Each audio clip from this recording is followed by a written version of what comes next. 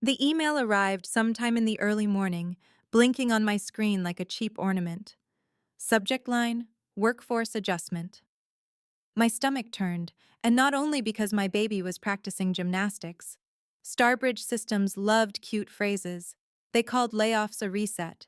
They called harassment feedback. And they were about to call me unemployed. I stared at the message and listened to the office clatter.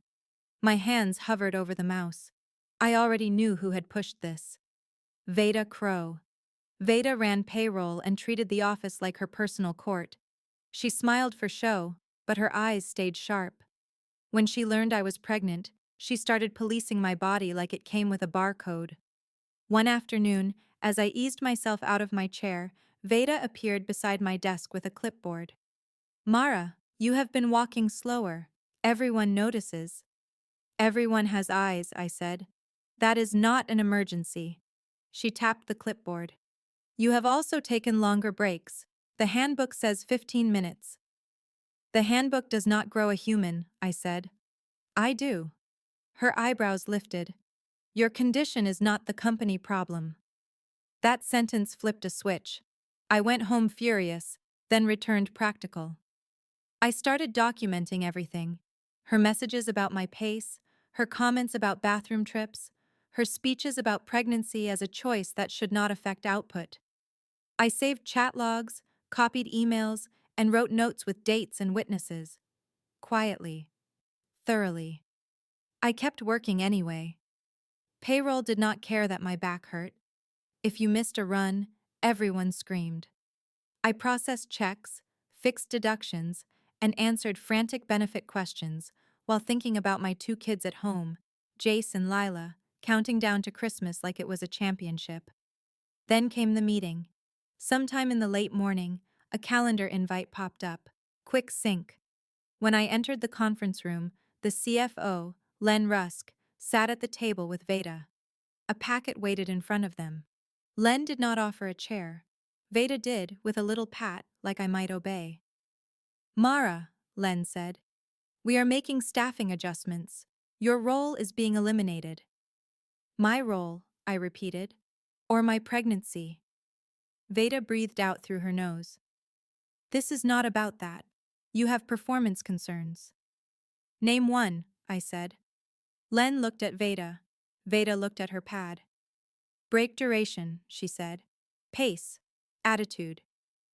Attitude, I echoed. Yes. It appears when someone bullies a pregnant employee. Len slid the packet toward me. Severance. A non-disclosure. A line stating I agreed I was terminated for cause. I thought of my kids and their list on the fridge labeled holiday wishes. I thought of rent, groceries, and a new baby who would not accept apology payments. I will not sign, I said. Veda's smile widened. Then you will leave with nothing. I stood up slowly, hand on my belly. Then you will learn what nothing becomes when it gets organized. Their faces tightened. Corporate people hated surprises unless they came with a bonus. I walked out carrying a box of desk items. Outside, the parking lot glittered with decorations, plastic reindeer and fake snow. Starbridge wanted to look generous from the street. My kids would care about something else. Their mother had been fired before Christmas, and this year the tree might have to wear hope instead of presents. I drove home with my hands tight on the wheel, and one thought repeating. If they wanted a Grinch, I would give them one, in heels and with receipts. At home, the heat was on, but the air still felt cold. Jace and Lila were on the living room floor making paper snowflakes because construction paper was cheap and magic was not. They looked up when I walked in with my office box, and their faces did the quick math children do. Box equals trouble. Did you quit? Lila asked. I got fired, I said. Jace frowned. But you do the boring numbers. How do you get fired for numbers? Some people are allergic to fairness, I said. It makes them itch. I made dinner, helped with homework, and smiled through a jaw so tight it could crack a walnut. When they went to bed, I opened my laptop and pulled up my files. Veda had not just been rude, she had been strategic. Her messages were full of little traps, comments about productivity, hints that I was unreliable, reminders that policies existed for a reason. She wanted a trail that made me look like the problem. The mistake she made was assuming I would not build my own. I lined up screenshots, emails, meeting notes. I wrote a timeline with clear moments, early morning messages, late afternoon confrontations. The day she said pregnancy was not the company problem. I listed witnesses. I pulled my performance reviews, each one solid, each one now a witness against her. Then I checked my bank account. The number stared back like a dare. Holiday shopping was supposed to happen soon. Instead, I was calculating which bills could be delayed without the lights shutting off. I was calculating how many gifts I could make out of things already in the house. I was calculating how to be cheerful while my kids unwrapped disappointment. That is when the Grinch in me sat up straight, not the cartoon kind with a sudden heart glow, the adult kind who learns that kindness without boundaries is an invitation to be crushed. The next day, I called a lawyer. Her name was Tamsin Rowe, recommended by a coworker who had once sued an employer for unpaid wages and won.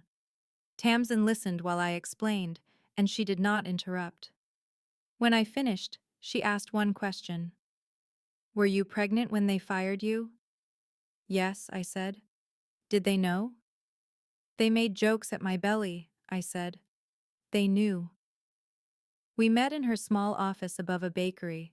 I handed her my folder. She flipped through my evidence and nodded. "They think you will sign and disappear," she said.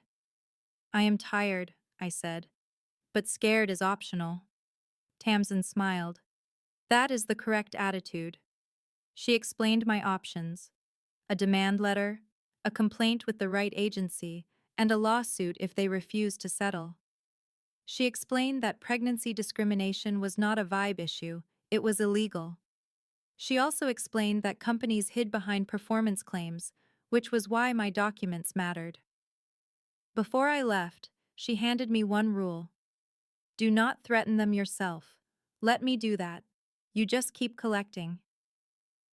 2 days later, my coworker, Sloan Park, texted me from a private number.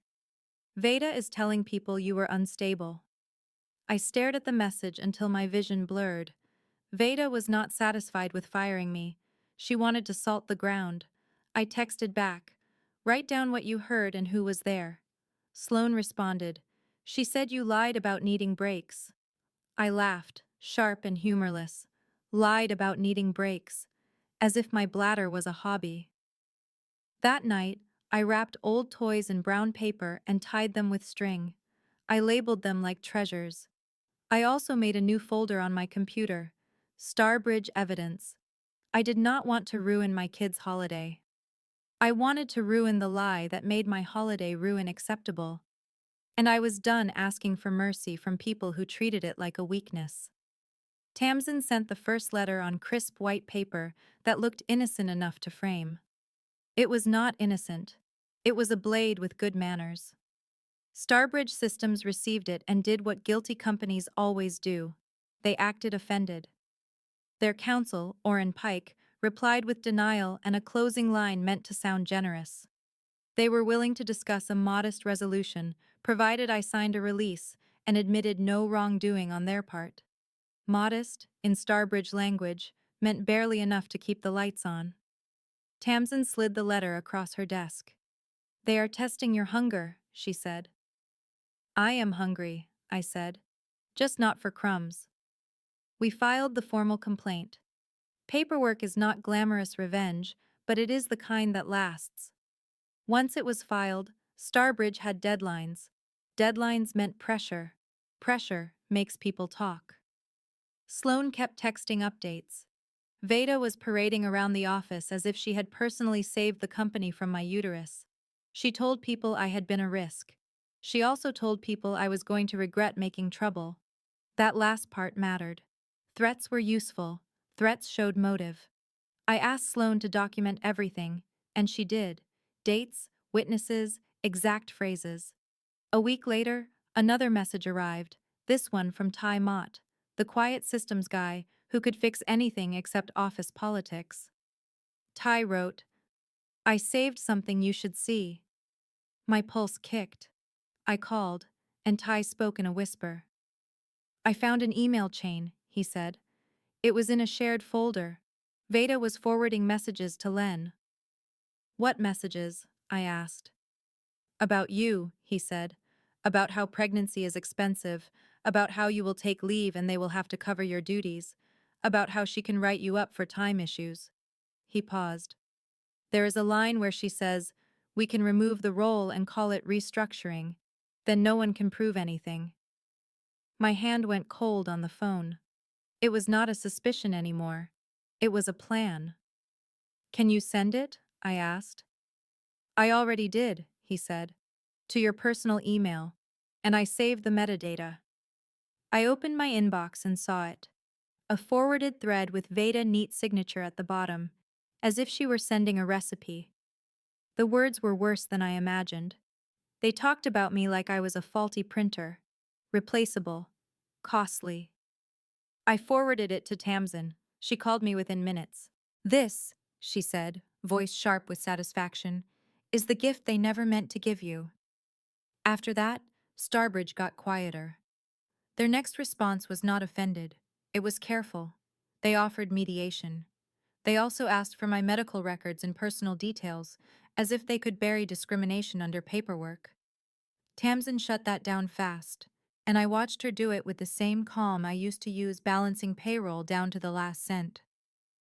On the way home, I stopped at a thrift store and bought 3 mismatched stockings. The cashier wished me happy holidays, and I nodded like a person who still believed in cheer. That night, my kids hung those stockings with pride, and I hung my anger with purpose. When the agency scheduled interviews, I walked in with my binder and a belly that was now impossible to ignore. I answered every question clearly. I did not cry. I did not beg. I explained. Then I slid Ty email chain across the table. The investigator's eyebrows lifted, and in that moment, I felt the first real crack in Starbridge's perfect holiday facade. It was a small crack, but cracks spread. Mediation landed on a day that felt scraped clean of joy. The mediator chose a bland conference suite with beige walls and water pitchers that tasted like regret. Starbridge arrived with their lawyer, Orrin Pike, the CFO Len Rusk, and, to my surprise, Veda Crow. Veda wore a green sweater with tiny bells, meant to look festive. On her, it looked like camouflage. She carried a folder and a smile, as if she were attending a party where I was the entertainment. Tamsin leaned toward me. They brought her to intimidate you, she murmured. Or because she refuses to let go of control, I whispered. The mediator separated us into different rooms. Starbridge stayed across the hall like a storm cloud you could not outrun. Orrin opened with the story they wanted to sell: restructuring, performance concerns, unavoidable business needs. Tamsin let him finish, then slid a document across the table. Internal email chain, she said. It discusses removing Mara role to avoid liability.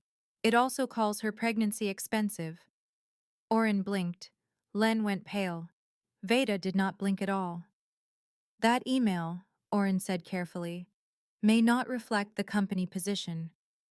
It reflects an employee position, Tamsin replied. An employee who acted as interim HR. An employee who pushed the termination. An employee who is sitting with you. The mediator shifted in his chair. Good. They retreated to confer. When they returned, their offer jumped. It was still not enough, but it was no longer an insult. Len leaned forward. Why are you doing this? He asked. You could have taken severance. I smiled. You offered me hush money wrapped in a lie. Veda finally spoke. You are making this bigger than it is, she said. You were not meeting expectations. Which expectations? I asked. The ones you invented after you found out I was pregnant? Her lips tightened. It is not my fault you could not handle your personal situation.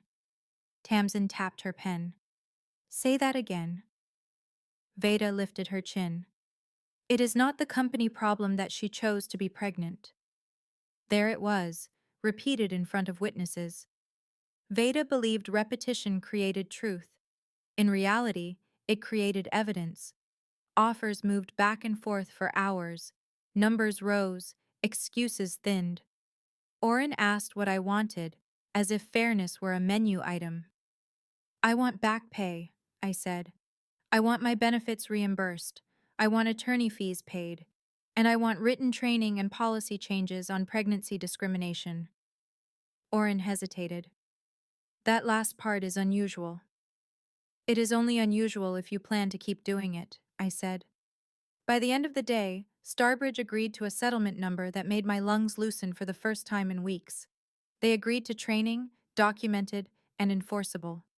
They insisted on no admission of wrongdoing, because companies loved that line. Fine.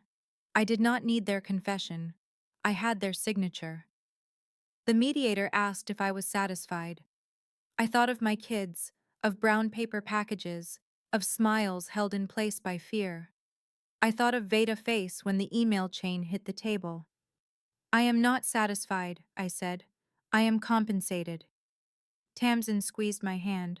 Starbridge signed. Veda did not look at me when she walked out. A few days later, Sloan texted again. The CEO had ordered an internal review. Veda was suddenly on leave, and managers were scheduled for mandatory training. Starbridge was decorating the lobby, but the cheer now came with paperwork. The bells on her sweater jingled softly, like a warning. But the world inside Starbridge was watching now, and I had left my fingerprints on the glass. The first thing I bought after the settlement cleared was not a television or a vacation. I bought relief. I paid rent. I paid the overdue bills. I filled the fridge until it looked like a normal person lived in our house again. Then I took my kids to a small store and let them pick gifts without me flinching at every price tag. Jace chose a science kit that promised explosions, which felt like a personal statement. Lila chose a stuffed owl with very serious eyebrows. They held their bags like trophies, and I smiled so hard my face ached. On the drive home, Lila said, "So you are not sad anymore?" "I am not broke anymore," I said. "Sad is a different department." They laughed, and the sound loosened something in my chest. But revenge is not just money. Money is the bandage. Revenge is the lesson. Starbridge had agreed to training and policy updates. They had also agreed, quietly, to give me a neutral reference. That last part mattered. Veda had tried to make me radioactive. The agreement took the glow off her lie. Tamsin called me with one more detail. "There is a clause," she said, "that requires them to correct false statements internally." "Meaning?" I asked. "Meaning," she said. "They have to tell people you were not fired for cause." I pictured that announcement drifting through Starbridge like a draft under a door. People reading it on their screens. People remembering Veda's smug speeches. People doing their own quiet math. A week later, Sloan sent me a photo from the office, taken discreetly from a hallway. A printed memo was taped to a bulletin board. I could not read all the words, but the headline was clear. Workplace Standards Update. Under it, in smaller text, was a sentence that made me grin. Harassment of pregnant employees will not be tolerated. Sloan added, "Also, Veda is gone." I stared at the message. "Gone," I typed back. "Gone where?" Sloan responded, "Fired. Walked out with a box, bells and all." I laughed. It was not joy at someone losing income. It was joy at a system finally correcting itself, even if it did it late and reluctantly. Veda had built my exit like a stage. Now she had performed on it. The next months were still hard in the normal ways. Pregnancy is a marathon. My body changed again. Sleep became a rumor. But I was no longer living under the shadow of what they did to me. I had proof that I was not powerless, and that proof was stronger than any apology Starbridge could write. I also had a decision to make. I could chase another corporate job and hope the next place had a soul. Or I could use what I knew, payroll, compliance, HR procedures, to build something that did not treat people like disposable parts. So I started small. I registered a tiny consulting firm called Juniper Ledgerworks. I helped local businesses set up payroll correctly, write leave policies, and train managers on basic decency. I charged fair rates. I kept templates. I kept receipts. And every time a manager rolled their eyes at maternity leave, I smiled and explained the law in a tone that suggested I had time for this all day. Around the start of the new year, Starbridge posted a job opening: payroll lead. The description was a copy of my old duties, dressed up with buzzwords. I forwarded it to Ty with a single line: "Hope the restructuring is going well." Ty replied with a smiley face and one more gift: a screenshot of an internal chat where someone said, "Maybe we should stop letting Veda write policies." I saved it for closure. That winter, my kids got their gifts. I got my dignity back. And Starbridge got a lesson, delivered the only way corporations understand: in writing, with consequences.